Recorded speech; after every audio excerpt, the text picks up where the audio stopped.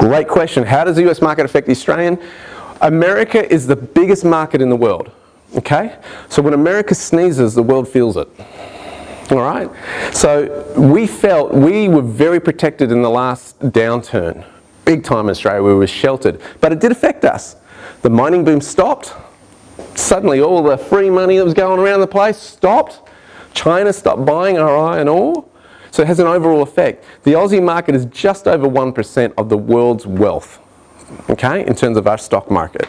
So the US is a big player, and everybody looks at what's going on. So often you'll find that the Australian Stock Exchange will react after the US is done. So the US trades overnight, at night time. It'll open at 9:30 tonight, Perth time. And then often it will react to what's happened over there.